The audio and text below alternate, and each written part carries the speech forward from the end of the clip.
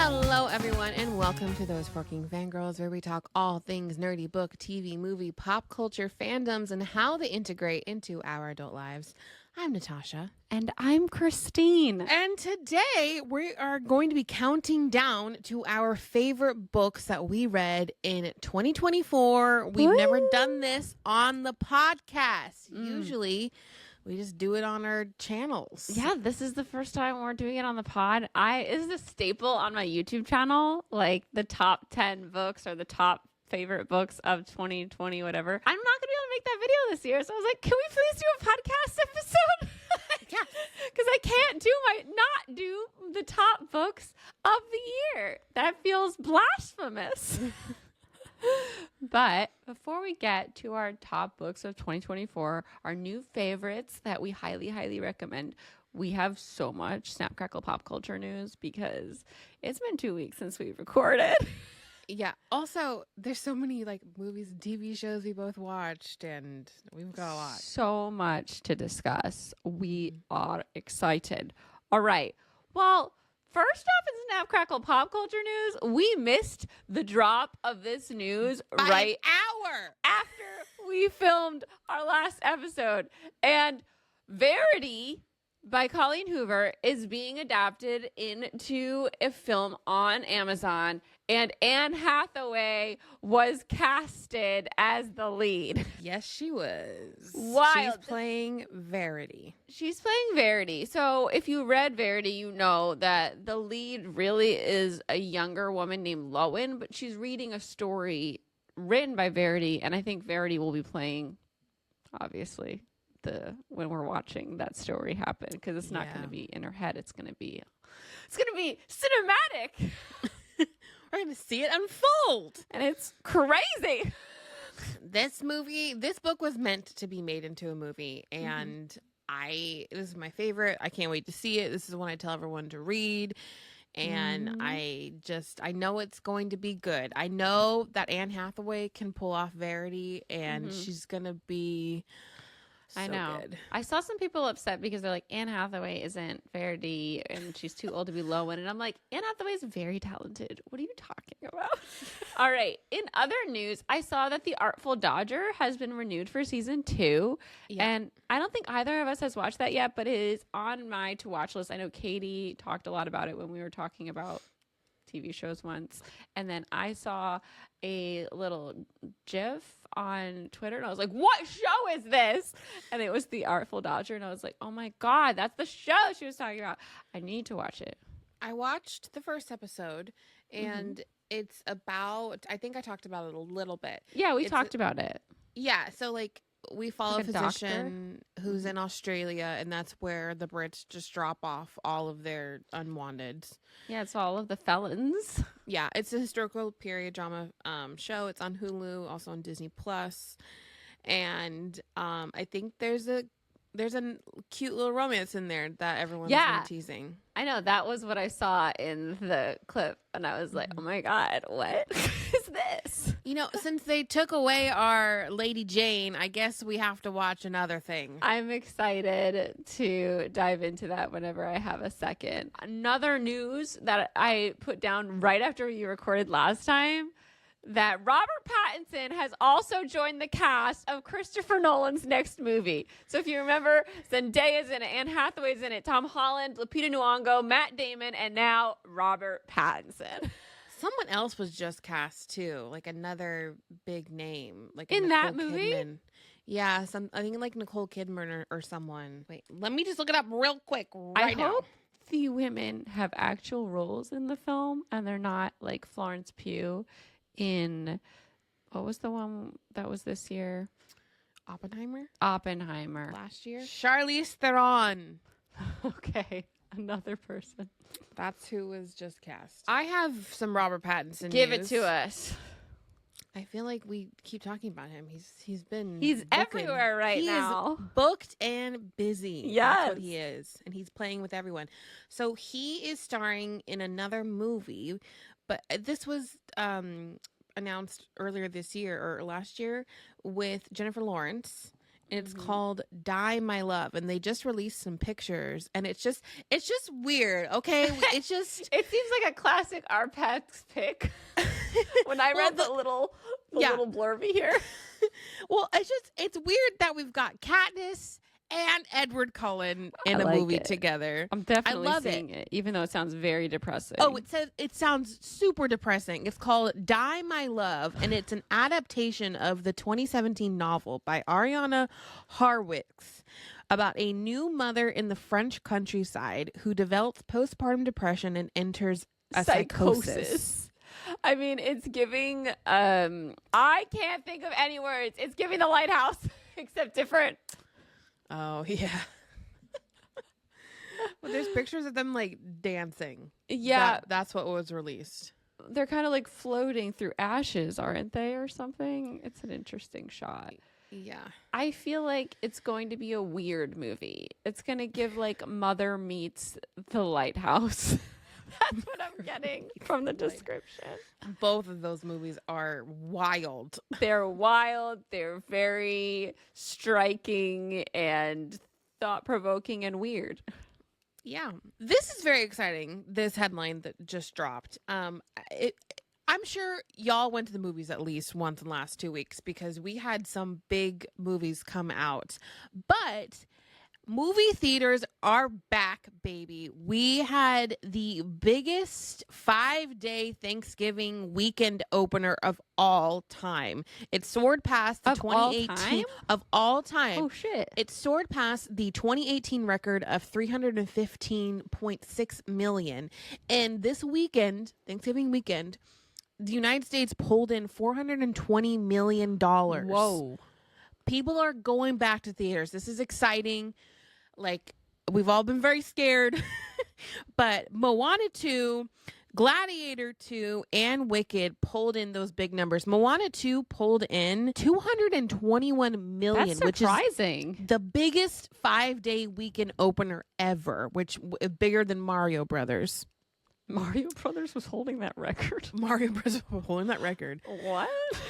Wicked, which did so well its opening weekend, which was bigger than Gladiator 2.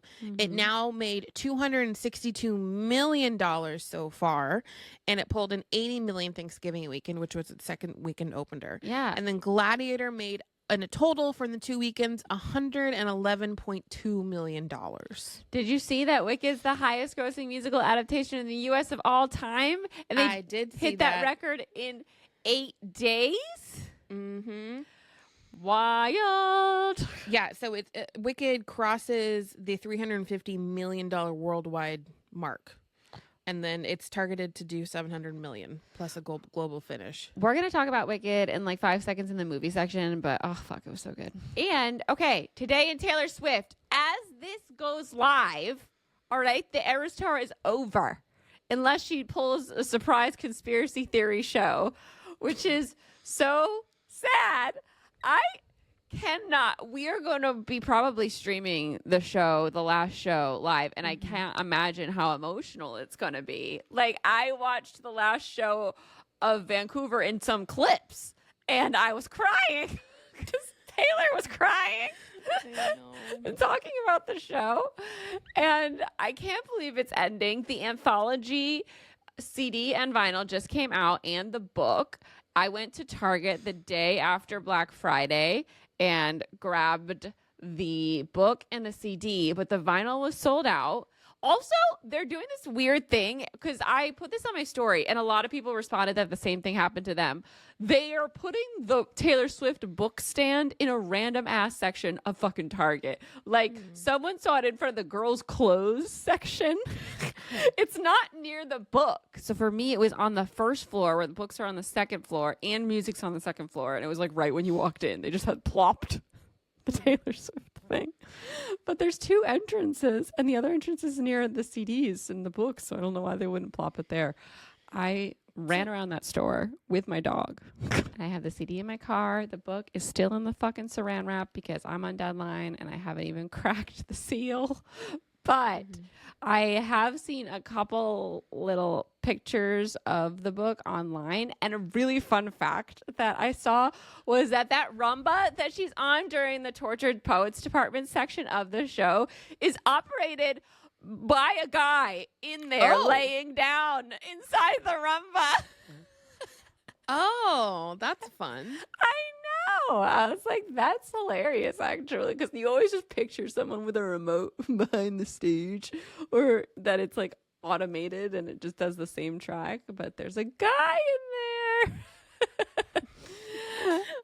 Metal says, I would kill to be Taylor's Roomba driver. I know. It's very funny.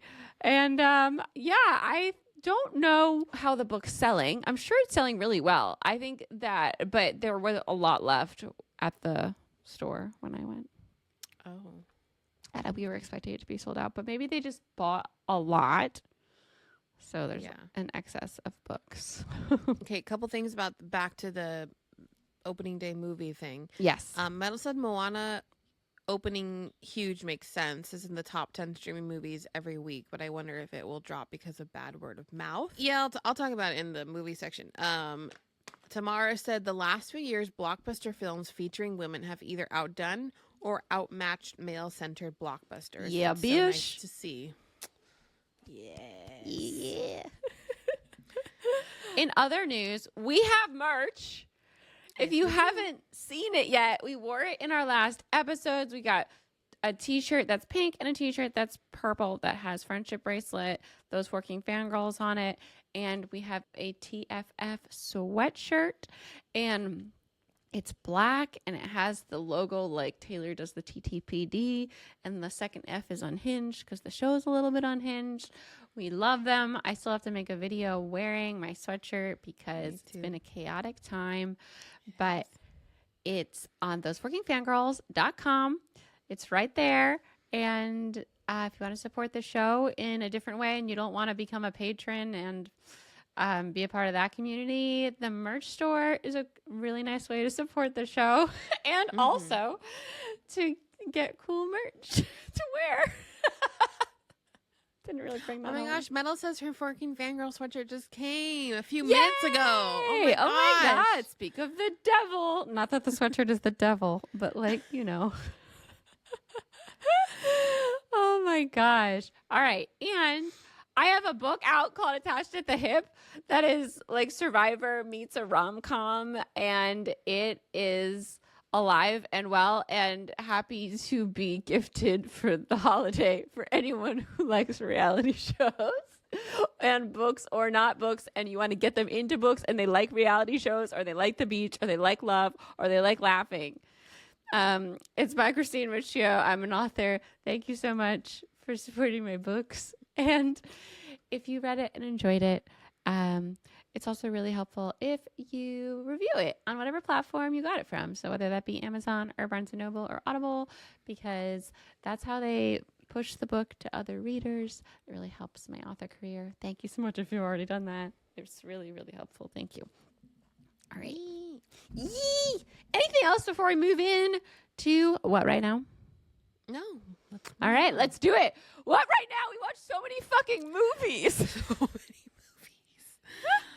I have seen all the blockbusters, and I will rank them for you. I have seen all the top 3 Christmas movies on Netflix that I can rank for you.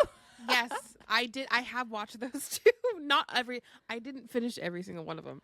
Okay, for the blockbusters, Wicked, number 1. If you haven't seen it, you need to experience. Talk about it, Wicked. All right. Should we just talk about Wicked?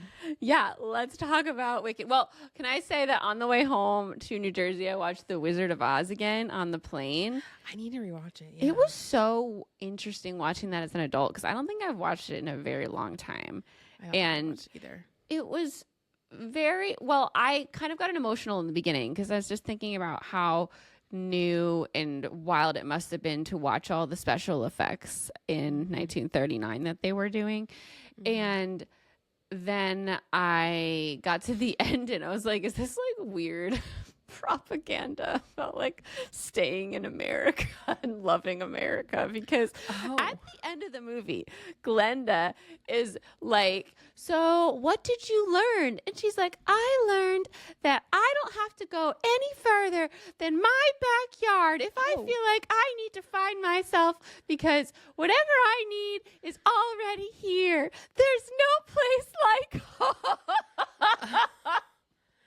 Oh, and she's like lives in like a very small town, Kansas. Yes. It kind of makes sense because like we're going into, they came out of World War I, going into World War II, I guess, maybe. I don't know. But it was an interesting thing to hear as an adult. Because as a kid, it kind of just was like, yeah, there's no place like home. But it was like, you don't have to go anywhere to find yourself and be happy. We have it all. I need to rewatch it so I can like see it through a different lens. Caitlin says, as a kid, I took it as be grateful for what you have. But your take makes sense. It's like the home is where the heart is, but there's the no way that it's really like drawn out, home. like, what did you learn today? She literally says that. Really? Yes. It's a whole book series. Like I've known about this, but I just never really. There were children's books, right? The Wizard of Oz, The Wizard of Oz was definitely a book. The Wonderful Wizard of Oz. Yeah. Yeah, but then I think Wicked was another series that it's was like a fan spin-off. fiction. Yeah. Mm-hmm. Yeah. And that definitely has more than one book. So we both saw Wicked. Natasha saw it on opening night, I think, or no, the weekend. What did you see? I saw it Sunday. Sunday. Okay. Yeah. I was trying to avoid. I literally, okay, you guys all know that we're content creators and we get invited to screenings, but all my friends got to see Wicked early and I wasn't invited to an early screening, which is fine. Got to see it early still, on Sunday, but it was hard because it's like I was trying to stay away from spoilers. Like I kept seeing people talk about it and I'm like, ugh, like I want to experience it for myself.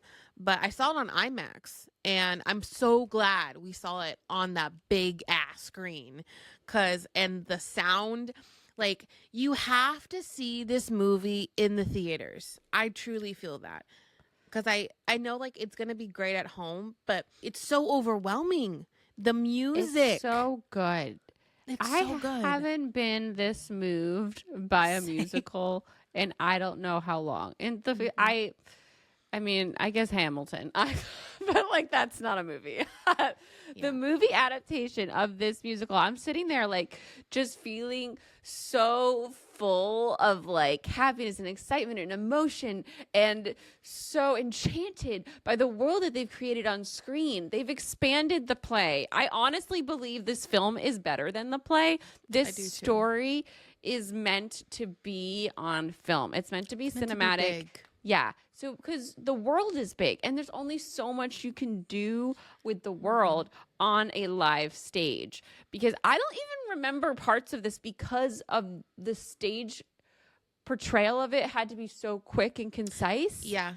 And the sets of Wicked are so intricate and beautiful. It felt like the first time you walk into Hogwarts in your head. On screen, but like a different version, like a different world that was just as full and fleshed out. Every detail of every set piece was so interesting. Like I couldn't get over, like even when they're in the cafeteria and the way that they made the cafeteria trays. The trays? Yes. They're so beautiful and so interesting and different. And everything was like that. I know I talked about this on my stories, but their fucking glasses, like they're so interesting and beautiful and like twisty turny. And it all ties in with the rest of the world in such a fluid way so that it makes sense and feels absolutely real. Like going back to what you said about how like I didn't remember the last half. I forgot about the whole a few plot lines. I'm trying not to. I don't want to. I don't want to spoil the second half because I don't remember a lot of the second half either. And I just want to. I remember not liking it as much as the first half. So I hope that like it's different on film because I think a lot of it got convoluted maybe because it was on stage and we had to move at a quick pace. Yes, and like talking about the stage version of it, I mean, it's popular for a reason because it's so good. It's moving. The music is just wonderful. But I've only really liked a few songs. Like, I haven't liked every single song from the stage production, but now I'm listening to every single song in the movie. I've been watching some of the some of the pieces from the stage again, and I'm like, this just, it doesn't even seem as like full and it's beautiful. Not, it can't be. Yeah, no, it can't be. And it's so funny. It's that the actual musical, like on stage, is 2 hours and 40 minutes, which is the length of part 1 of Wicked. Yeah, because this is what we're much more invested in the characters, because we get to spend much more time with them and relate to them on a much more human, personal level than you get to in a play, when you kind of, everything's being thrown at you very quickly. The music is coming at you very quickly. We ease into songs. We have backstory in terms of like their clothing. We can't see the clothes on stage. You're too far away. You can't see the intricacies of their expressions. You can't understand more about them through what they're wearing and where they're standing and the background of just their environment. And that's all stuff you can get from one shot on a camera, because you're way closer. You're experiencing it like alongside them instead of watching it from afar. Yeah. Even when Elphaba comes on screen as an adult and she does her hands are such a big part of the movie. And like when she comes around and she like moves her hair, it's just like, I got chills when I first saw that. And it's just, and then in Defying Gravity at the very end, when there's like a build in the music, it's so overwhelming that you can't help but not cry. I've been crying just casually listening to that song. It comes on by the end of it. I'm like, there's nothing you say. I've never really casually cried to the first half of Wicked. I've really? always cried to For Good, because that hurts me in my soul. So I can't even imagine what part 2 is going to be like for us. But now, like, the music has such a deeper meaning to me, because it was just so beautiful and so well done, and it overwhelmed the emotion. It was a feast for your eyes, your ears. Wait, you've never cried to Defying Gravity? You didn't cry when you saw her sing it on stage? I don't think so. I was 8 years old. Oh my God. I always, that's like my pump up song when I need inspiration, and I always cry by the end of it. But this time I was crying the entire movie.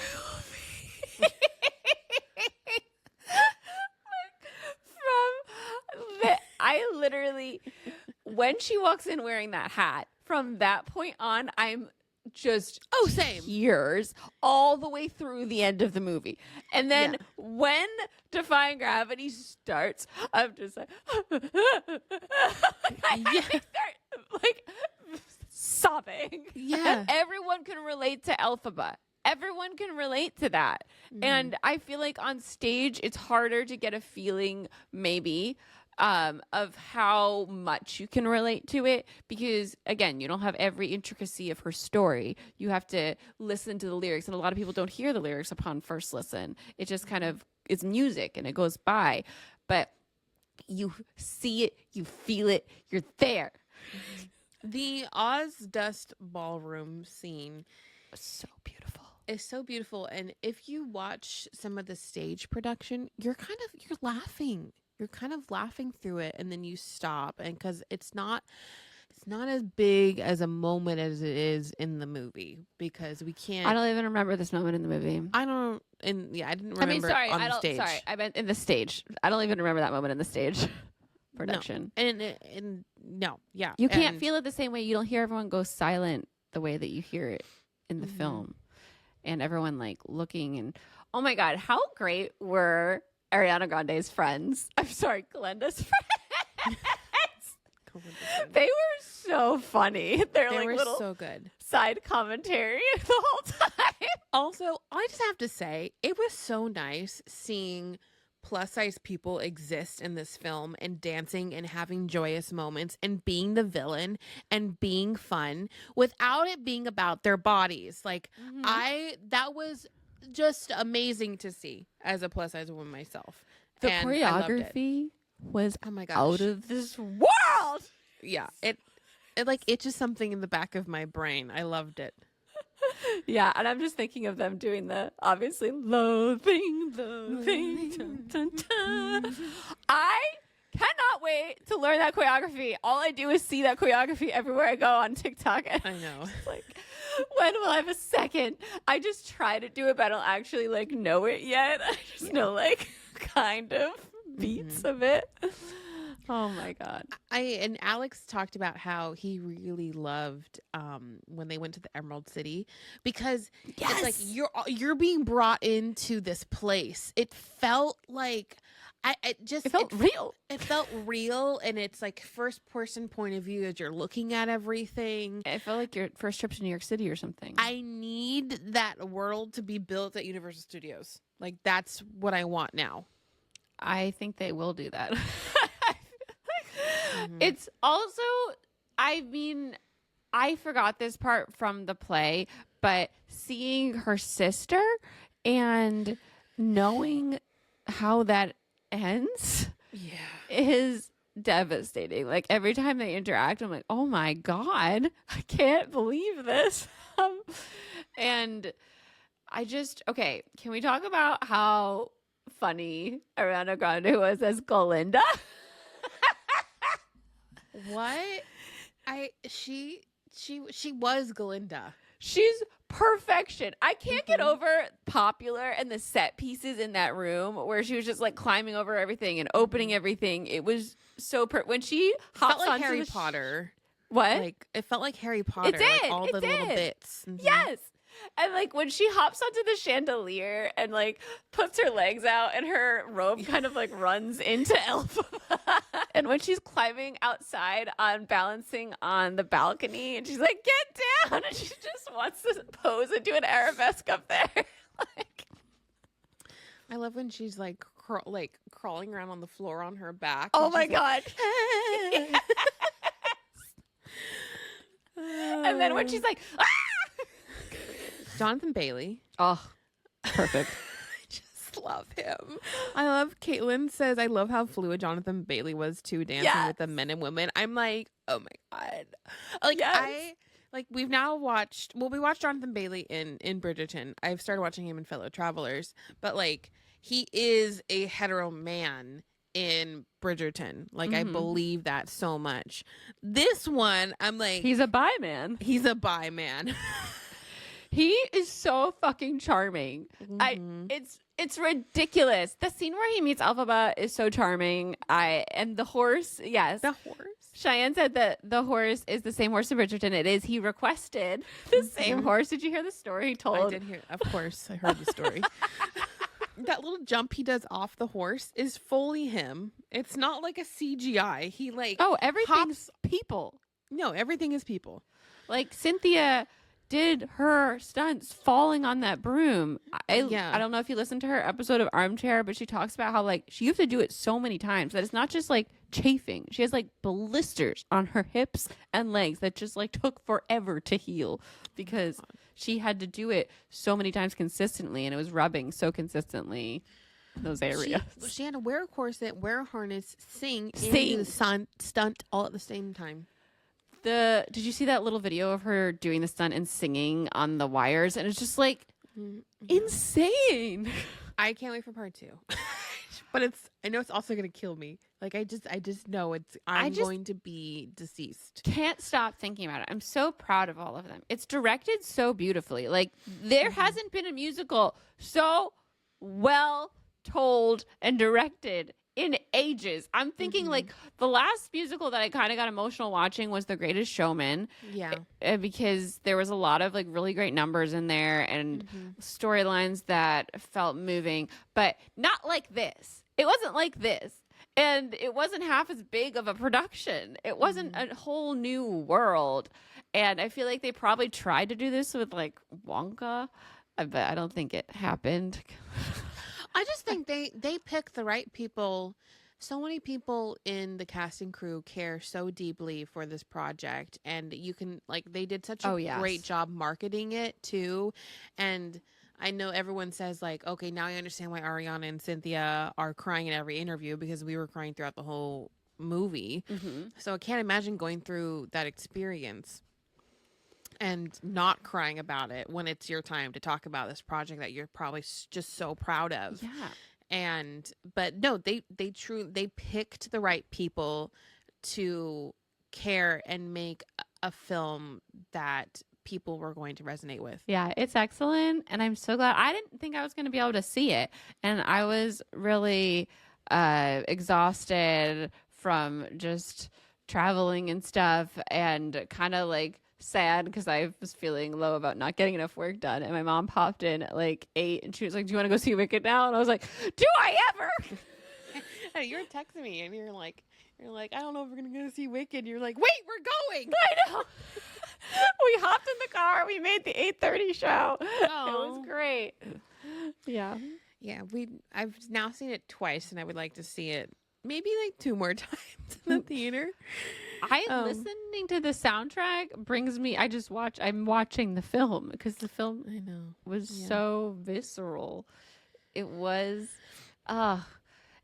every set piece was so beautiful. I watched a half an hour thing about the guy who made the set pieces. Did you watch that? I watched everything because I wasn't allowing myself to watch it until after I the movie. Remember when we were like, we're kind of scared of it? I was scared. Was it going to be like too CGI? And I feel like what happened is that you have to see this film on the big screen because if you see it on a small screen, we were watching all the trailers on a small screen. I only watched 2 seconds of one trailer and I turned it off because I don't want to be spoiled. Oh, okay. Here are my 2 critiques, and they have nothing to do with the plot. I have a random critique too. Yeah. I do think Ariana's makeup, she didn't have enough contrast on her face. I do think a little bit like the blonde looked beautiful, but she needed a bit more contrast with like her cheekbones and maybe like a little bit of a darker lip sometimes because she kind of just all blended together. I thought that was her look. And her eyelashes were too that was the most contrasty piece and they looked fake to me. My other, this is only to do with hair and makeup and costume. My other critique is that I think Jonathan Bailey's outfits were not my favorite. I wanted his pants were too high and his shirt was too tight. So sometimes like the shirt did like a weird thing in the middle where like ballooned out, so it looked like he had it didn't flatter him. I thought like I wish his pants were a little bit like shorter, like, and then his shirt was a little bit like more loosey goosey, kind of like a Darcy look. It was like a Darcy look. Yeah. I did like his jackets, like when he was in like the full jacket, like I liked that. My one critique, and I think this is why I thought it was all so much CGI, and I still hated this shot, when we went into the Ozdust and we see the animals on the band for like 2 seconds. I was just like, why do we have this shot? It looks like we entered a cartoon for 5 seconds. It was giving Star Wars. It was giving CGI silliness. It was giving like that hamster movie that was randomly a Disney movie like 5 years ago. I just don't need that. We don't need that shot. It's so magic in there. Everything else, perfection.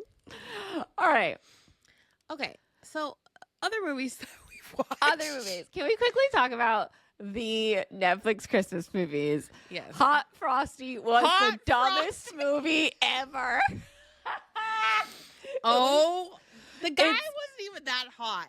Well, this guy plays he's in Schitt's Creek and he's amazing and he's so cute. He plays like the nerdy hot guy and he's great at it. And I love his character in Schitt's Creek.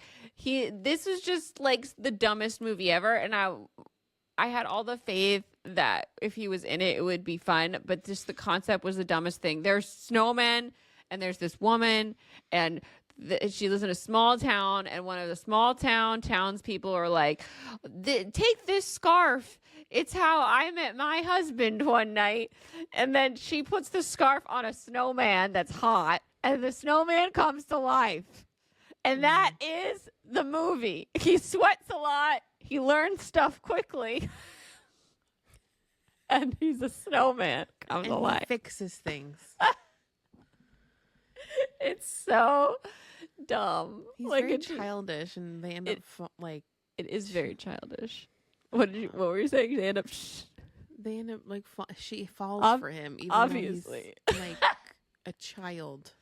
I mean, he's not a child because he does learn really quickly, and like I think they were trying to be careful about that. My favorite part of the movie was when Lindsay Lohan came on the TV, and she was like, because it's the girl who plays Gretchen Wiener, and she's like, "Oh my God, I went to high school with that girl."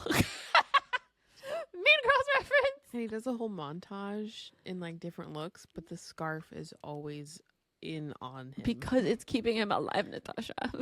I know. All right. Then had to watch Merry Gentlemen because my favorite, Chad Michael Murray, is the male lead, and Britt Robertson, who did this movie I really like with Dylan O'Brien back in the day called First Time. Have you seen that, Natasha?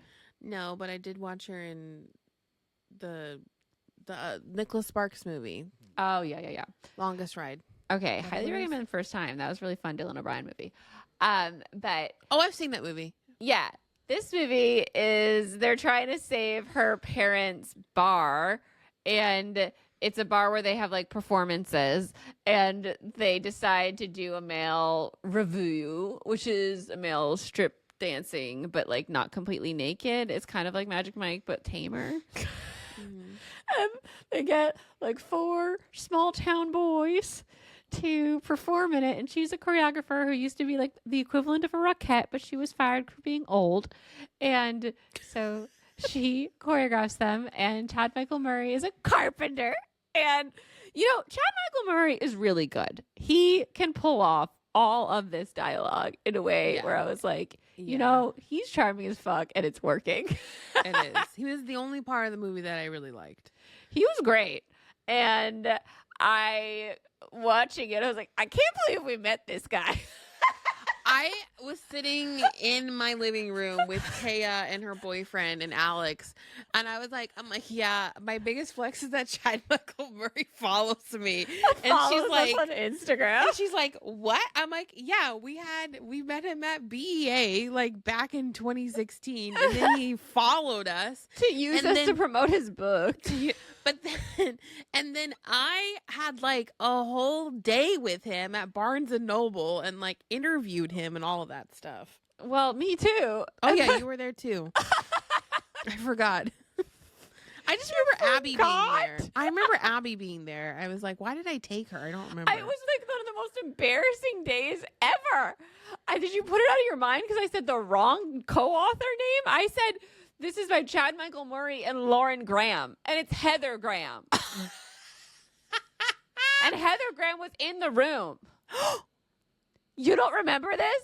No, because it wasn't my embarrassing moment. But it's so embarrassing. You were right there. I had a great time with him. Oh my God. I made a video about this and I couldn't post it for months. Natasha blocked everything else out. It was incredibly embarrassing. And I had already, like when we first met him, he's like such a flirty person. And I said like, I loved watching you. I loved your work as the guy from Gilmore Girls. What the fuck? I can't remember anyone's name. Tristan. I loved your work as Tristan in Gilmore Girls. And he like went along with it because we were filming. And then to make a Gilmore Girls mistake in front of him with the book was so awkward. And I realized it like 10 seconds later. I was like, oh my God, Heather Graham. It was the worst. It was the worst. It was like one of the most embarrassing moments ever. And I will never live it down. Anyway, it's worth watching. It's not the best, but it's worth watching. I didn't finish this movie because you didn't? Dancing with the Stars. Oh, well, it's cute. It's not cute, but it's cute. It's cute. It's not great. It's not great, not terrible. It's cute. Yeah, I just wanted to watch it for Chad Michael Murray. Yeah. And it's worth the watch for Chad Michael Murray. But then we have Our Little Secret with Lindsay Lohan, and it's actually good. It's actually good. It has great editing, great pacing. It has a funny script. They have chemistry. Kristen Chenoweth is in it. Kristen Chenoweth is in it. The guy that she's with, though, that has chemistry, and that's like rare in these movies. You mean Ezra from Pretty Little Liars? I was wondering where I knew him this whole time. Yeah, the guy, the teacher that gets together with Arya, who's like fucking 15. Familiar. But who is he? But yeah, I was so happy to see Lindsay Lohan doing a movie that was actually fun and cute. Yeah, they each got progressively better. They started with the worst. The worst one was the chalet in whatever that was. What? I didn't even see any of the other ones yet. Her first one was when they were in that skiing chalet. Oh, you mean she's Lindsay famous. Lohan's? Oh yeah, they've got I thought you meant the release of these Christmas movies because they have gotten progressively better too. Yeah, and then the second one was the Irish Wish. They were all not great. This one was the best one so far that she's the best one by far. Our Little Secret. I actually laughed. It was fun. It was cute. Yeah. It was well done. Gabby said seeing Lindsay Lohan do well is so satisfying. I'm so happy for her. I agree. What else did you watch? Okay, like I said, I saw all the blockbusters. So the first one I actually saw was Gladiator 2. We saw that opening night at the IMAX theater with my brother and our friends. And I recently rewatched Gladiator, the first one, and I was reminded of the fact that I hate that movie, not because it's bad, It's just but boring. and it's boring, and we were forced to watch it several times when we were you're children. young? Oh. And I was like, no, I don't want to watch it. But of course, my dad, it was his favorite movie, and so he put it on. So I just have this ick towards it. But I rewatched it as an adult, and I'm like, yes, this is good. But it's interesting watching the first Gladiator and the difference between the fight style then versus now, 20 years later, and how our stunts and fight training is just so much better now. There's just so many fast cuts, all of the Gladiator scenes, they're impressive for then. Now it's just okay, I've seen better. It's so weird saying for then because it feels like it wasn't that long ago. I guess 20 years ago. Oh my god. I know.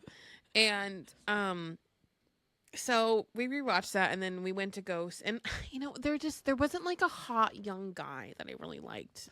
There's only Russell Crowe. There's only Russell Crowe, and he's always been old in my mind, okay? He's always been old in my mind too. He's like Steve. Wow. What is Steve's name with the white hair? What is wrong with me today?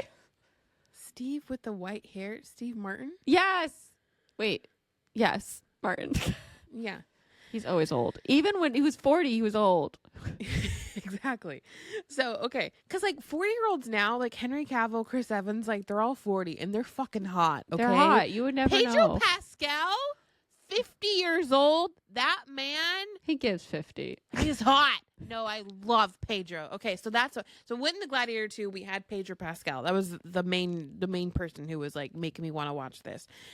And I've recently come to terms with liking Paul Mescal, okay? Because I never liked Normal People. I hated that show. It's the most irritating, unsatisfying show that I think was ever created. I understand why it gets the rewards or awards, whatever. But I don't like that show, okay? But I went into this and I was like, okay, I'm going to watch some hot men fight. And I was rewarded with that. And it was nice. Paul Mescal was very hot in it. I really liked him. I think he was the lead of the movie, but not necessarily. I think Denzel Washington was. But Denzel Washington was Denzel Washington. He didn't change his accent. Denzel. And but yeah, and then I had a lot of issues with Gladiator, and I I don't really want to spoil it if people want to watch it, but I think they did a lot of things that didn't make a lot of sense. Like they could have made a second gladiator without like they just honed back to Russell Crowe the entire time. They were like, "Yes, remember Maximus." And then they're like we have to go down to his grave and pay homage to him, or like, "You are so and so of Maximus." Like we just talked about Russell Crowe like the entire time. Just I'm like trying so hard to remember, and I don't remember anything. It's okay. Yeah, Tiffany said, I thought the same. It was kind of sloppy. Denzel stole the show. Tamar says he's just a happy old man that doesn't give a fuck anymore. It's beautiful about Denzel. Yeah. Yeah, Gabby says Paul Mescal just doesn't do it for her, and I agree. He doesn't really do it for me either. Yeah, but I have to say I did then go on a Paul Mescal journey through his cinematography or his filmography. I actually rewatched Normal People because I wanted to watch him have sex again. Okay, so I rewatched Normal People, and I still stand by my original remarks that I think it is the most irritating show that has ever lived. Because the two characters they just don't communicate, and it's so frustrating. I then watched his movie with Andrew Scott. It's called All of Us Strangers, and it's a like gay romance, like kind of like fantastical horror, like little horror bit. And it was sad, beautiful. They had really great hot gay sex. Would highly recommend.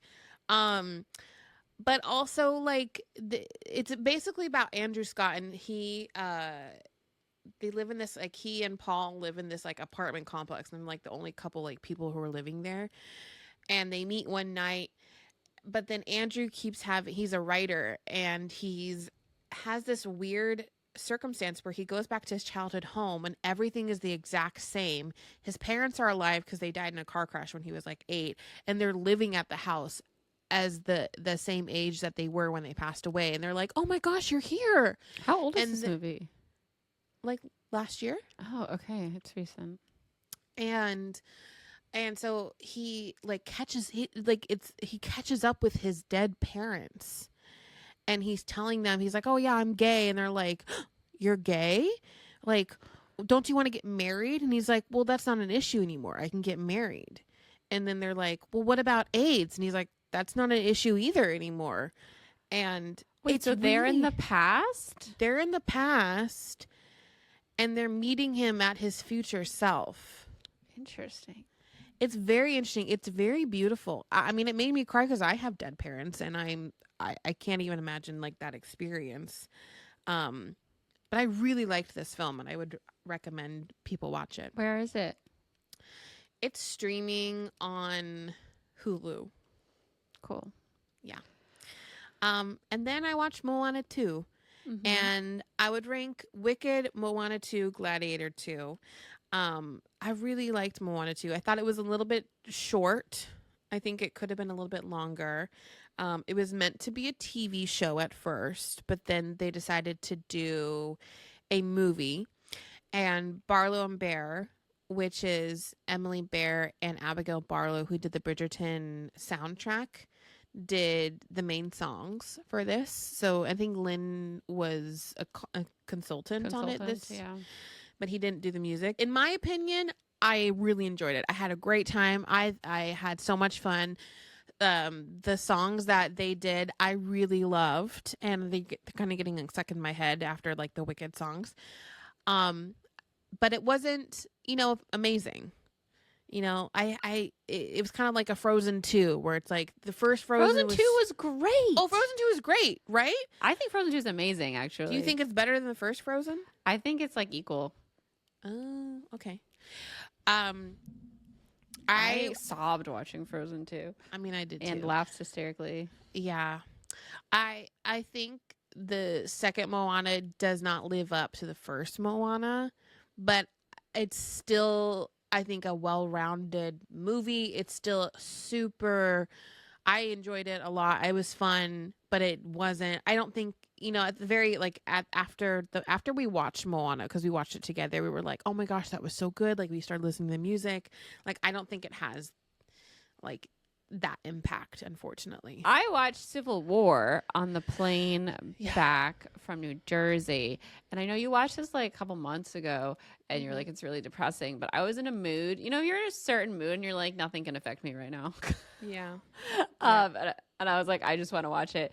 And it was really good. It's really dark because it takes place in a world where our country has been so drastically divided that California and Texas and Florida have seceded from the Union, and the Western forces, which is California and Texas, have made it to basically the capital to take the over country. Yeah.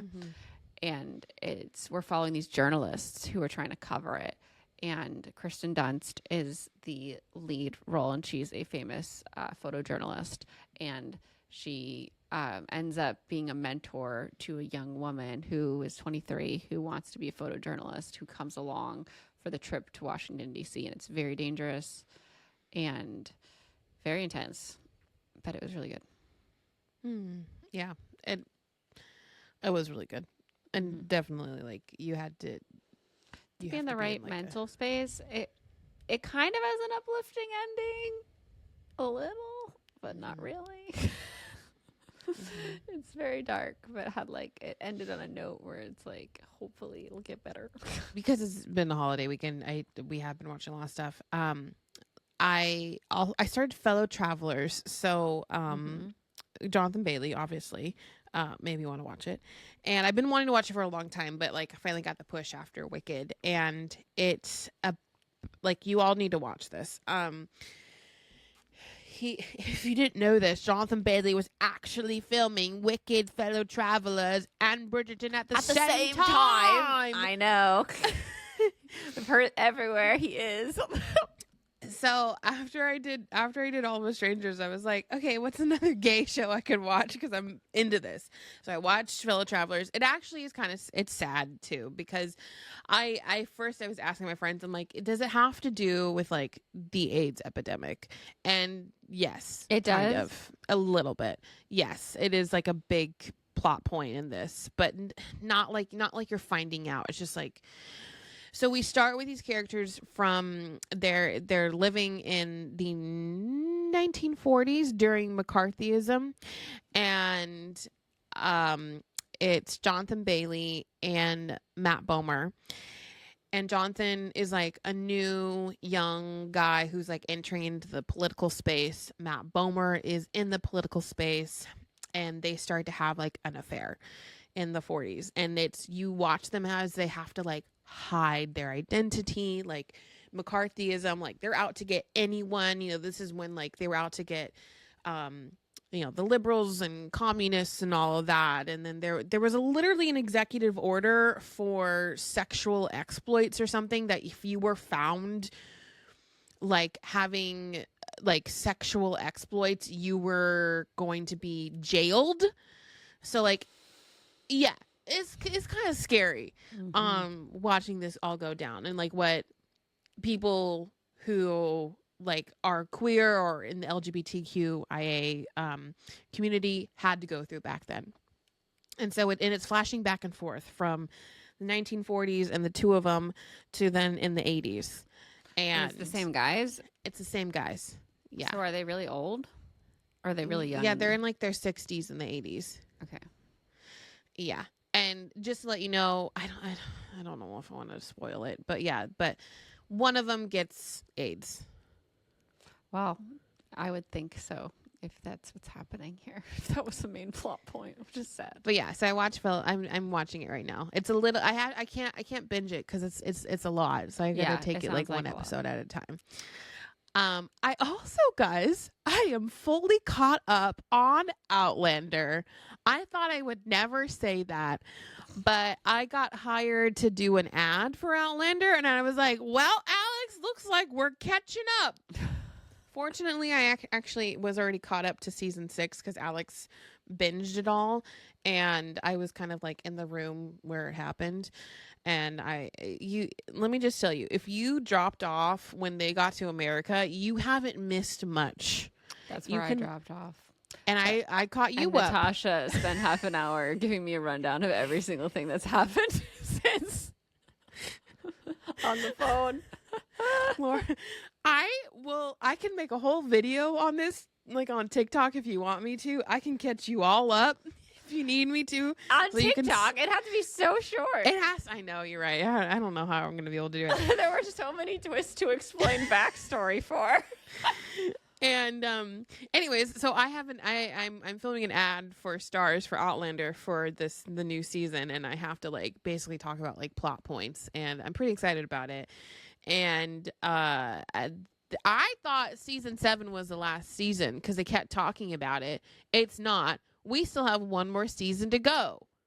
That hasn't come out yet? Yeah, I was confused because they just finished filming 2 months ago. Yeah.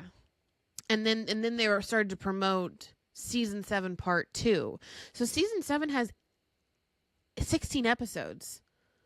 And then season 8 has 10 episodes. I finished Shrinking. That was my TV. It was so good. I loved it. It's on Apple TV. I'm watching week to week now because season 2 is not over yet. And I love it. It makes me so happy. Everyone on that show is so good. It's one of those shows that just gives you all the warm fuzzies. It's got Ted Lasso vibes. It's really, really sweet and lovable. And it's been a nice solace during stressful times. All right. We're going to roll on into the main discussion, but first, I got to take a second and thank everyone out there listening. I hope you're having a great holiday season, and we're so grateful that you're spending some of your holiday season time with us listening to the podcast. If you haven't already, we'd love it if you follow the show for free in your favorite podcast listening app so you never miss an episode, whether that be Apple Podcasts, Pocket Casts, Spotify. It's free everywhere. And we have a visual show on YouTube, youtube.com/@those4kingfangirls, where you could subscribe for free and get the show every week. Also, we have a Patreon because this is a Patreon supported show. We don't really have sponsors. We have viewers and listeners like you who are so kind to support our endeavors to make this show. We couldn't make it without them. If you want to be a part of that community, you can hit up our Patreon. We have a lot of fun perks over there. Our patrons at the $5 level get the show ad-free. They get to come to recordings, be a part of the conversation, and they get our half an hour extra show at the end of every single episode called Fangirl Tea Time, which is super fun. We tell stories about things going on in our lives, and just we get a little bit more personal over there. It's a super fun time, and now there are 100 episodes waiting when you become a patron to listen to of Fangirl Tea Time. 100 episodes. So many episodes. It is wild. And you could get a free trial at the Team Jacob $5 level if you want to test it out for 7 days before committing. And if you want to commit month to month, you can. But if you commit annually, you get a 16% discount, which is about a month and a half for free, which is very cool. And there's 2 other tiers as well. You can check out all of those perks in the description at patreon.com/thoseworkingfangirls. All right, we're back. And it's time for our favorite books of 2024. And so just backstory, these are not our favorite books that came out in 2024. These are our favorite books that we personally read in 2024 that made our favorite list. And I'm a stickler on this list. Like, if it's not a book that I want to read again, that I consider like one of my favorites, I'm not going to put it on the list, which is why we have an honorable mention section for books that we really enjoyed but didn't make our favorites. So we'll first start with our honorable mentions of 2024. Natasha, around. do you want to start and give us your first honorable mention? Yes, I'll give my first honorable mention. My first one is Yours Truly by Abby Jimenez. And this didn't come out this year, right? It's just for the not. summer. It came out last year. Just for the summer came out this year. So I read both of those back to back, and I liked yours truly so much better. It's one of my favorites. Yeah. It's one of my favorites. I think the anxiety representation in that is perfect. And honestly, it helped me to like, I already knew this about Christine, but it helped me to understand you more. And that is just exactly what books should be able to do, is to help you empathize with people who help me understand me more. Yeah. I was like, whoa. Yes. Oh, we got some predictions from Laura. Just saw that. Well, my first honorable mention is Slow Dance by Rainbow Rowell. I really didn't know what to expect for this book, and I ended up really enjoying it and having a great time, and it was really inspired by the way the story was told through time. I just love how there's no parameters on her. There's so many people who are like, don't write books that take place not in 2024, which doesn't make sense to me. And I was struggling with, because I'm like plotting a book and I want it to kind of take place in a different year, and reading this, and it takes place in 2006, and it takes place in the early 1990s. I loved that.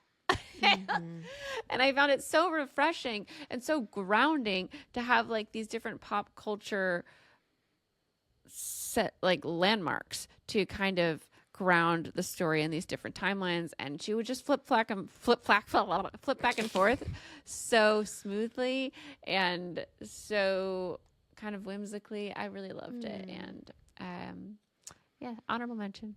It's not like a favorite forever, but like I really enjoyed it. I want to read it because I feel like I haven't read a Rainbow Rowell since maybe Attachments. Yeah, wait, you ever read Landline? No, I never read Landline. You should read Landline. That one's better? So good. I mean, it's just more like relatable to my life in terms like in your life too. In terms it takes place in LA and she's a writer on a show. Yeah. I really love that aspect of it. I guess right, yeah. Yeah, but this one's really good too. Landline just like stands out because I love her job, and I was like, I want to do that. Okay, I only have two here. So Paradise Problems by Christina Lauren. I think this is like one of my new favorite Christina Lauren books. I really want to reread Unhoneymooners just so I can compare the two. The reason why this is not one of my favorites though is because they harped too much on her body and how perfect it was, and that a little bit gave me the ick. I don't like that. But the romance in this was so good, and it didn't hurt too much, like when they had to like pull them apart and put them back together again. And there was a lot of good smut in this book. Like I feel like the times that they like it felt earned, it felt like hot, it felt sexy. I really liked Paradise Problems.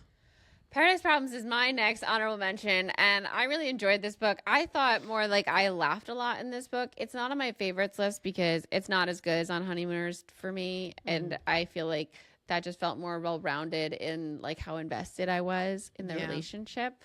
And with Paradise Problems, it felt a little lighter, which I love, but I do like a more like circle of emotions.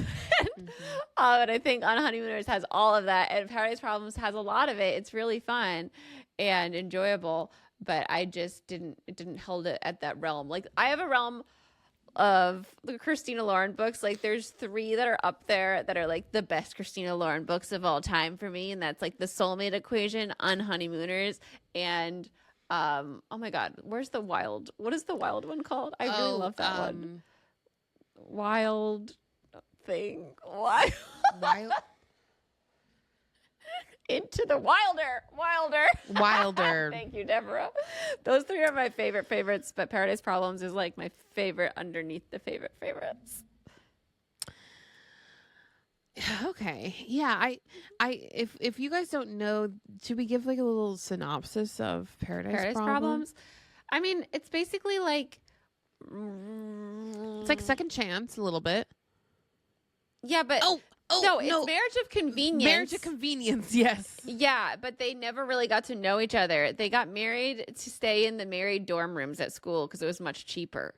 And then they got divorced. They got divorced, and 5 years later, she's broke and needs to support her father's health situation. And he never told his parents they were divorced or fake. And so now he has to go to his sister's wedding and he needs to he has to stay married for at least 5 years or he doesn't get his inheritance. And he's going to use that inheritance for like some charitable thing. I can't remember. So he really needs it, but they can't find out that the marriage is fake. So he has to bring her to the wedding and pretend that they are actually married and have been married for 5 years because they're not actually divorced. They just like she thought married. They were. She thought they never signed the papers. Anyway, what a time. It was really fun. They go on this island and like it's kind of like Crazy Rich Asians. The wedding is so out there and very, very wealthy people. Yep. Yeah. I really liked it. And she got pink hair too, which I do love. Okay, what's your next one? All right, my last honorable mention is one that I really debated putting on the favorites list, but I had to be like, okay, I don't think I see myself ever rereading this because it's pretty dark. But this is Bright Young Women by Jessica Knoll, and I read this at the very end of last year, so it didn't get to be on my list of books for the year, and I loved it. The audiobook was so good. It's true crime told from... It's like a true crime tale because it's kind of based off of the murders. Oh my God, I cannot remember anyone's name. What was the murderer that Zac Efron played? Ted Bundy. Thank you, Shots. It's based off of the Ted Bundy story, but we're seeing from the point of these sorority girls who get attacked by him, who are victims, and we get to see their stories and how he affected their life instead of his story. And this one woman is a lawyer and she's trying so hard to catch him, and she knows, like, obviously the victims because she was the president of the sorority house where they got hit by him and he murdered two of the women, and it's really, really well done. I really enjoyed it, and you care for the characters. Like, I'm not a big true crime girly, and I was immediately sucked in, and I love the characters, and it's told from a couple of the victims' point of view. It's really good. You can get the audiobook. It's on Spotify. If you have like Spotify Premium, you can listen to it that way. It's very, very good. And I want to read Jessica Knoll's other books, but I was a little scared to read The Luckiest Girl Alive after I saw the synopsis. It's like, I think all her books are traumatizing. Yeah. I think this is the most relatable to, like, we all know about Ted Bundy and we don't know about the people that he actually fucked with, which is sad because it's those people that we should care about, but we're like more obsessed with like how he killed them. Okay, hit us with your number 5 read of the year, your favorite number 5. Okay, so I finished up the duology, and I read Hellbent by Leigh Bardugo. It's going to be a trilogy. Bardugo. What? It's going to be a trilogy. It's going to be a trilogy? Yeah. Did we talk about this? We're on a cliffhanger. We did? Yeah. Oh. Why am I... Ninth House. Okay, so the first one's Ninth House, and then the second one is Hellbent. And Christine read this last year, and I was like, oh yeah, I need to read it. And I did, and it's so good. And I think I liked Hellbent better than Ninth House. They're both really good. I have to reread Hellbent, but I reread Ninth House right before reading Hellbent, and it was so fucking good again. Excellent. I just love them. And I want to get into her new one, Familiar. I just need to give myself like time and space to be able to understand the whole, because she just writes so beautifully. Yeah. And sometimes in the mood for that one. Sometimes, yeah, and this one's like, it's a different culture, it's a different different time period, so sometimes you just need like a little bit extra time to be able to get into it. Yeah. I feel like Ninth House and Hellbent are so accessible because it's like our time, it's college, it's kind of really easy to just dive into that world. Yeah, and if you didn't know, it's like a dark academia. It's about the secret societies in Yale and how they do like magic-y, devilish, rituals. Our lead character is brought into the society that is supposed to keep all the other societies in check. Yeah, and when there's a murder and the societies are involved, she's the one who has to deal with that shit. Yep. And she's got some special things she can do. She sees dead people. It's like the Sixth Sense. Right. And I just love the like undercurrent of like a romantic thing that's like building. It's just great. It's so good. The will they, won't they in those books. I love a good like just building the will they, won't they. It's like that's why I loved X-Files so much, because it just took them the entire like 8 seasons Gilmore for Girls them. Too. Gilmore, yeah. All right, at number 4 is one that might sound silly, but of course I have to put it on here. It's Attached at the Hip by some girl. Me. I wrote this book and put it out. Literally wrote Attached to the Hip by some girl.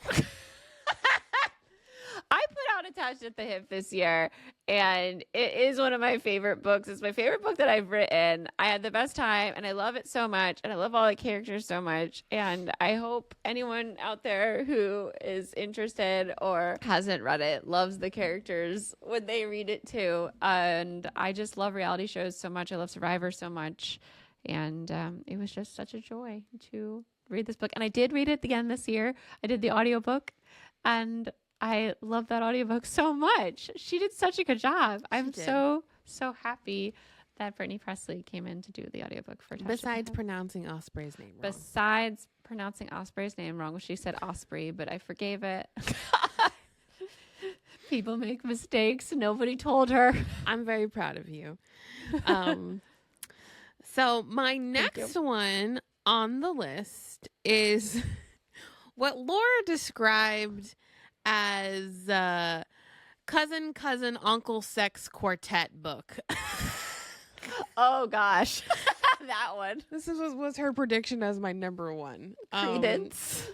Credence by Penelope Douglas. I talked about this a little bit earlier, like in September. And this was a big TikTok book, like when the TikTok book talk stuff was like blowing up. It is a reverse harem novel. This girl goes to live with her step uncle and step cousins. They are not blood related. And you know what? For a weird fucking situation that this is, I highly enjoyed this novel. It was very entertaining to me. And it was hot, and it made a lot of sense in some weird way. And I just, you know what? If you guys like your taboo subjects, you should read this, because it was fun. It was a ride. And I actually enjoyed the plot a little bit. A little bit? No, I like the plot. The plot made sense. Like, it's not just like I've now read books where it's just like for the smut and all that. Like, this was an interesting kind of take on the whole, I guess you would call it, what is it? Incest. What do you call it? Incest. Incest. Yeah. Yeah. No, I love a good incest twist. Yeah. Anyways, that's my number 4. All right. Coming in at Laura, but the cousins and uncle don't have sex with each other. No, they don't. No. They're not actually related to the people that are having sex with. It's always like a step thing, right? well, she's the step niece and cousin, but the two brothers definitely have sex with her at the same time. Oh. It's kind of different. All right. Coming in at number 3 on the top favorites of 2024, I have one that I just read recently, When the World Tips Over by Jandy Nelson, which was so beautiful. I just tried to talk about it a couple weeks ago. It's a book that's hard to talk about. I feel like when I used to try to describe Daughter of Smoke and Bone, and I was like, it's about a family, okay? And each of these family members, they all live in this quirky town that's kind of has these magical qualities, but it's very grounded. You don't really know what's happening with these magical qualities. It's just it makes it very whimsical and fun. And there's a little sister named Dizzy who's 12. There's a brother, Miles, who's in high school, and then a brother whose name escapes me at the moment, who has graduated high school. And they all have a really hard time like relating to each other, and they feel lonely in different ways, and they all have like really weird special abilities. Like the middle brother, it can talk to dogs telepathically. What? Yeah. And it's so fun. And he's also gay, and he's not out, and he's trying to figure out how to tell his family. And he has a really adorable love interest, and they all have love interests too that are coming into play. And it's just so beautiful. Like, I say this all the time, Jandy Nelson paints tapestries with her words. It's fucking gorgeous the way that she writes, and she's writing for like 4 different characters or 5 different characters. And the mom is voiced by Julia Whelan, the most amazing audiobook narrator of our time. And Dizzy can see colors when people say words. Like, words are different colors. Like, people can see different colors with sound. She sees it with words. It's really, really cool. And her brother's like an amazing musician, and like stuff happens when he plays his violin. It's so cool. Anyway, and their dad disappeared before Dizzy was born. So that's also a thread. Like, we're trying to figure out what happened to their dad, and there's a curse on their family, and they want to break the curse, and it's beautiful. Highly, highly recommend. What's like the main plot? I just told you. They're trying to break the family curse, and the siblings are trying. Is it like Encanto? Like, this is giving Encanto. It is. That's what we said last time. Is giving Encanto. We're unraveling their family history through the book, and like there's this curse between brothers, and not to give anything away, but like it does have brothers. Oh, another brothers. So I love it so much, and I love everything she writes. Yeah. All right. What's next on your list? I've actually never read a Jandy Nelson book, so maybe I need to get that. Yes. Just do the audiobook. I will. Yeah. When I finish Dark Immortal. Very different tones. Yeah. Okay, my next book on my list is Attached at the Hip by Christine Riccio. My best friend. That's my book. Obviously I'm so proud of Christine in this one. And this was I think this is my favorite one. I don't know. It's like it's like neck and neck with Again But Better. But I read this for the first time like as its finished product, and because usually in the last like 2 books I've been like reading her drafts, and I was able to have like a more like distinct relationship with your book than like trying to help you like through it and edit it and all that. Obviously I was there with her like while she writes it, and because she has to have support in different ways, but I was able to like actually like enjoy it as a reader and not someone who's like trying to give advice. And I enjoyed myself so much in this novel. And every time, like, I think I even told someone about it last night at a party, and I was like, yeah, you need because your new friend or her new acquaintance Taylor read it and she really enjoyed it, and so I got to tell another person about Christine's book. Wait, she And read it? she already read it. Yeah. Oh my God. Did she Yeah. like it? She did. Oh, that's so nice. I know.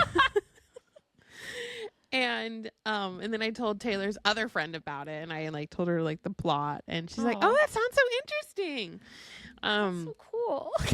And it was just a really. She said that she and her boyfriend are now binging Survivor because of it. Oh my God. Well, she already Yeah. told, she knew Survivor. Like she was like, what's your favorite season? And I was like 20. And she was like, Heroes versus Villains. And I was like, oh, you know your stuff. And you guys all know the plot lines, but there's just so many fun scenes that just stick into my mind. You know, you can't always like remember the full book, but like I mean I do remember the full book, but like there's just like things that are just now like tattooed on my mind from it. And Which one? The palm tree scene, yeah. the coconuts. Okay. Just was curious. The beach scene or the washing scene. Even like the Good very times. end, like on the couch. No, I love it. And I hope you like, I literally, if you guys are listening to the show and you haven't read it yet, what are you doing? Links in the description. Laura, nuts for the coconut scene. That coconut scene will forever be like, because I was laughing hysterically as I was writing. Well, and it's like, it's also my favorite thing about watching your journey as an author is like you being able to work through things that are in your head and being able to put them on the page, and other people being able to relate to it in some way, because it's like we talk about these things all the time in like our conversations, but like when you actually get to put them down on paper for people to read now and later on, that's such a special thing. And like there's just so many little things that you can relate to in this book. And I love when you go off on like your little tangents when you're just like sitting with the character and she's thinking or you know she's having difficulties with situation or something like that. But even, you know, you hear the concept like, yeah, you're tethered to someone who's with the 8 feet of rope, and you don't actually get to like think about all the little things that they have to go through, and like having to go to the bathroom, and like that whole section is fun, and you know even like the female friendships that also develop within the book are really fun. Yeah.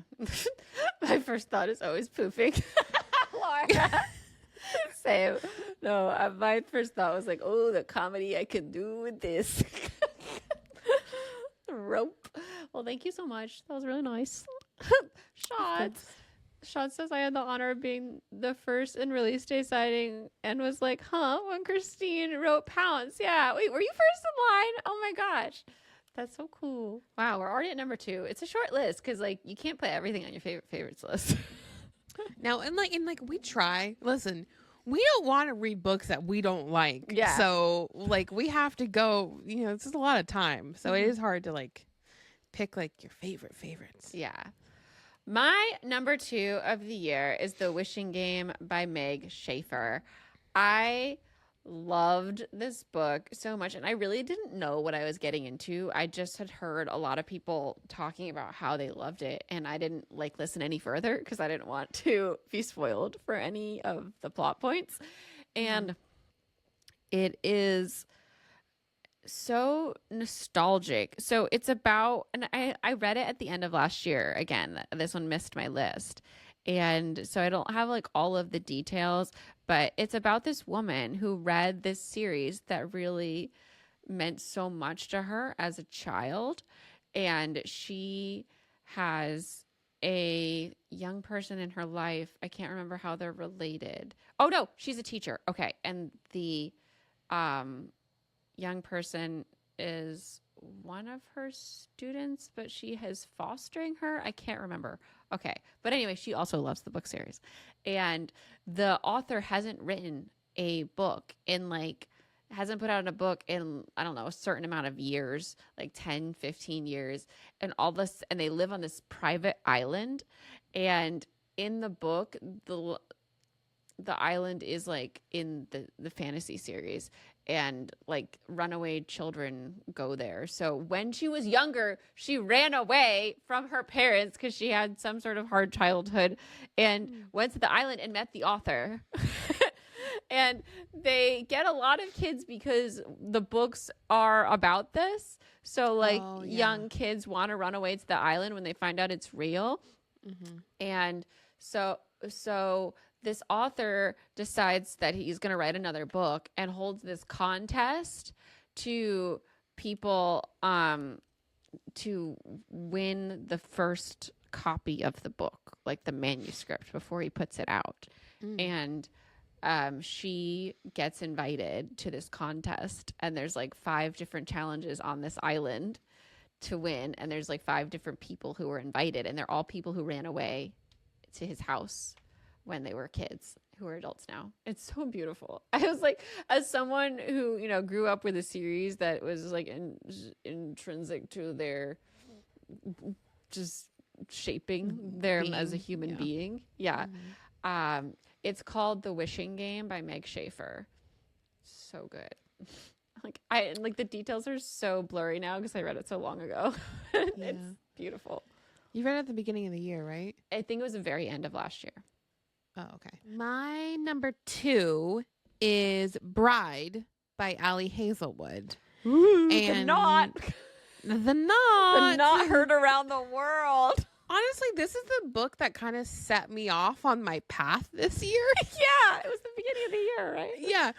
It was like February, and one of the only books I read this year with my eyes, which I always find, you know, if I've read it with my eyes, and it's got to be good because it kept my attention, since our attention spans are so little right now. This is the first book that was in mainstream media where the Megaverse is brought into. We follow a vampire princess who gets traded to be a wife of this like werewolf general, and these two societies do not like each other. They're living in like the modern world, but they're in secret. I think they're. I downloaded the sample right before I went on the plane, and I read like the first 3 pages. Oh. What did you think? I mean, it was fine. It was like I didn't have the attention span at the time, you know, and you just can't like read. I watched movies instead.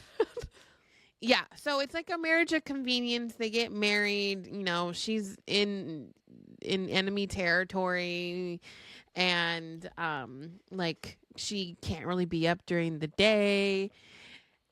Anyways, I really enjoyed it, and I liked how the stakes were pretty high for like a romance novel.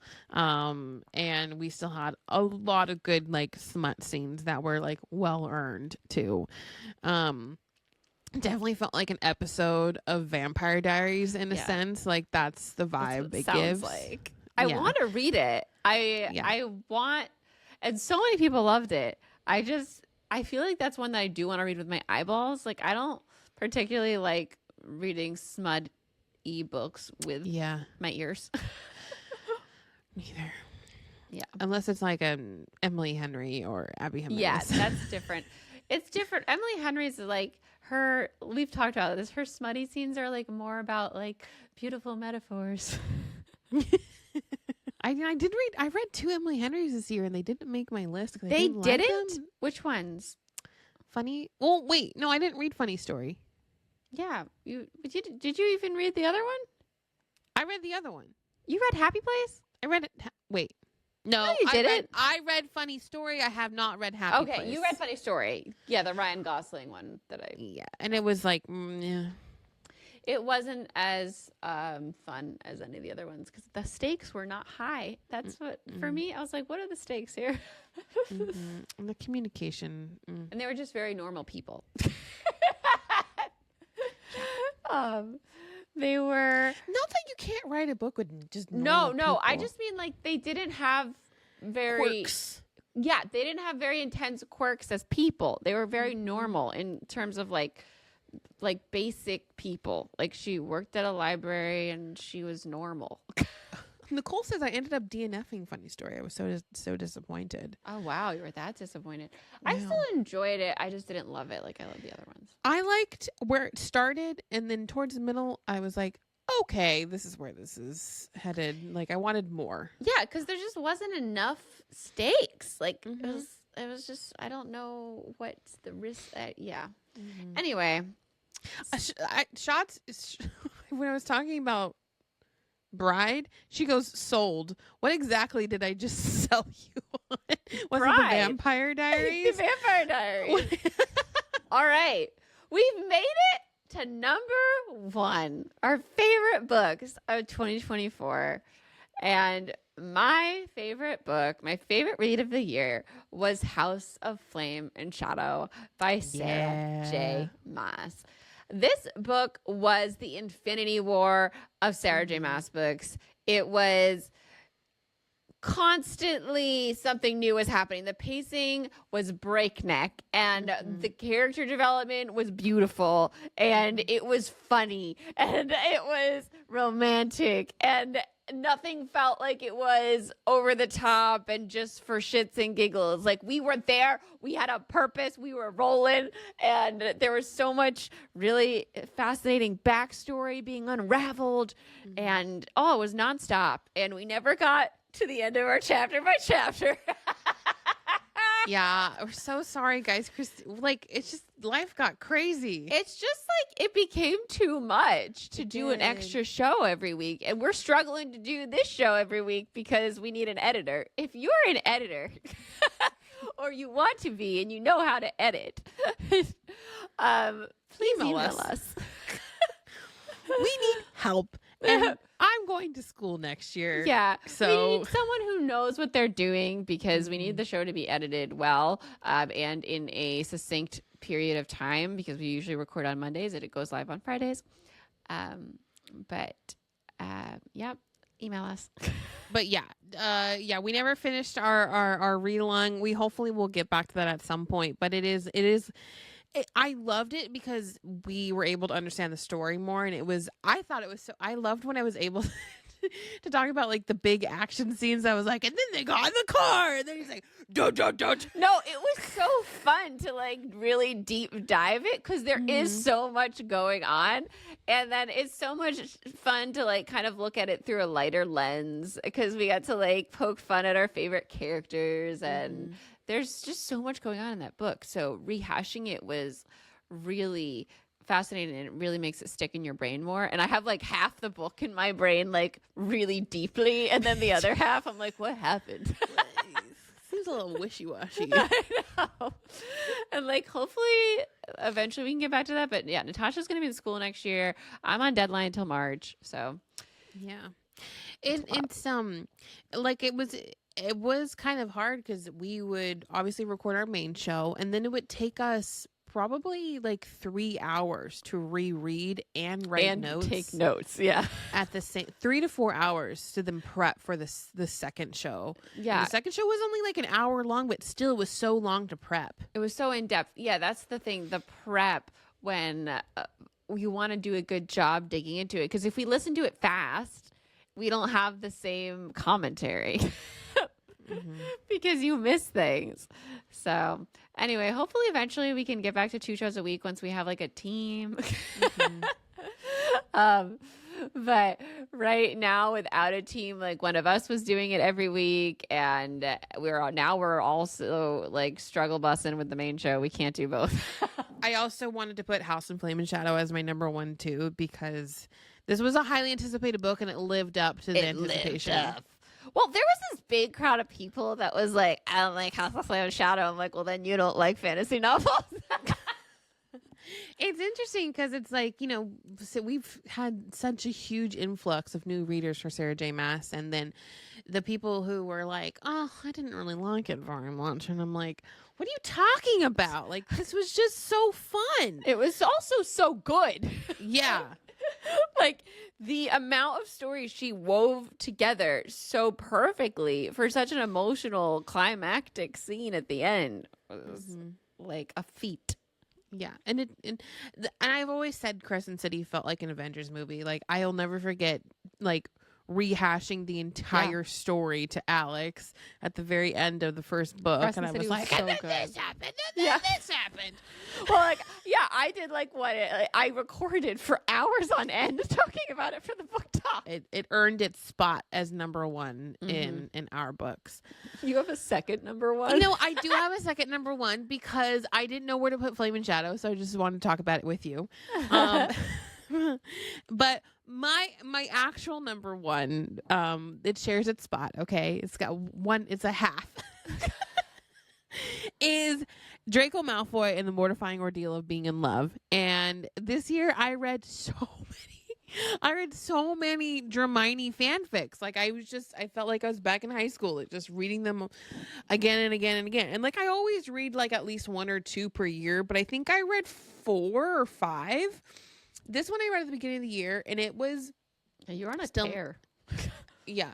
It still holds to be my favorite. And like it's a lot of people's favorite because it's like it's a really fun, like plot driven, like a little bit like of a fluff romance. And it's just so well written. It was so long. I remember just complaining about like, oh my God, this book is so long. But I loved it so much. Like I was like, I think there's like 7,000 pages in this whole book. And one of our patrons, Miss Elise, bound it for me, and now I have it. I'm very excited that I want to read it. So I can borrow it from you in book form? You can. That's crazy. Isn't that cool? That is cool. I didn't know that was the one she bound.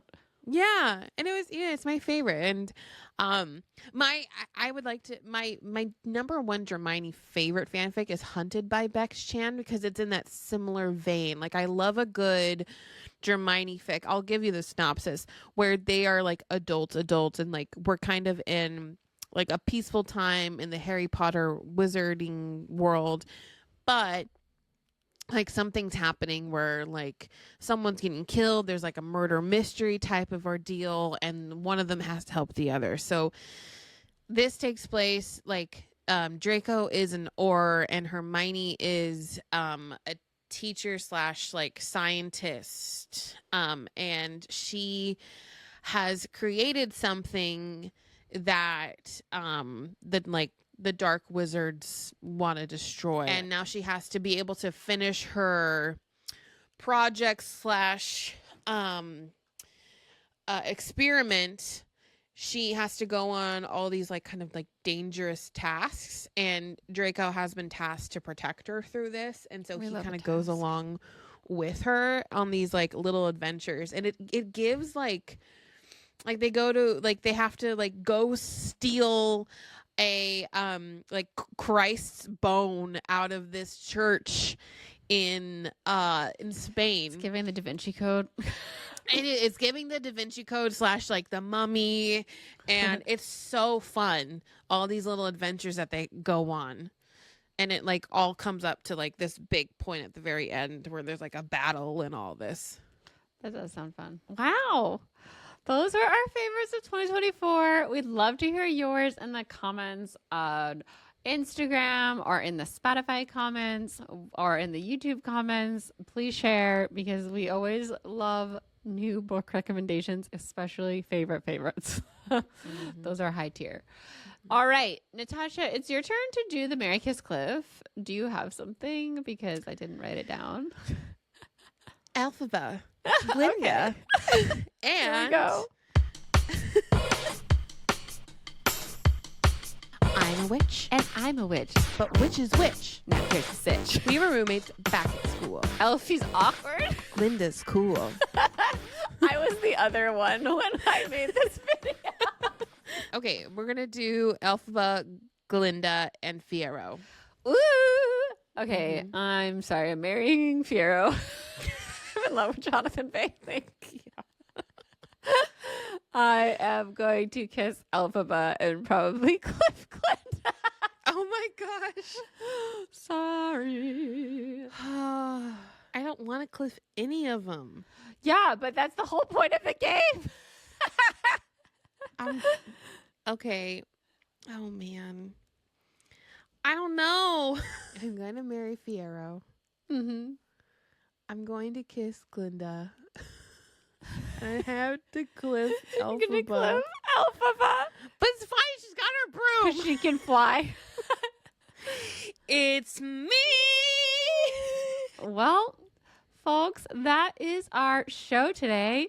Thank you so much for hanging with us. We really appreciate you being here. Our show is edited by Natasha Polis, Alex Polis, Christine Riccio, and Ricky McBrayer. Our music is by Cole Jenkins with vocals by Heather Traska. Our socials are run by Chloe Laverson.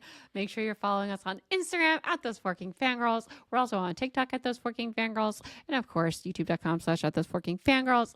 And we release shows every Friday. We're off to go record Fangirl Tea Time. We have lots of stuff to catch up on. So very excited for that. That will be available to patrons. Like I said, there is a link to become a patron in the show notes, patreon.com/those4kingfangirls. We'd love for you to become a part of our community over there. Thank you all so much for being here. I'm Christine. I'm Natasha. And we'll see you next time. Bye, everybody. Happy Bye. holidays. Happy holidays. Happy holidays.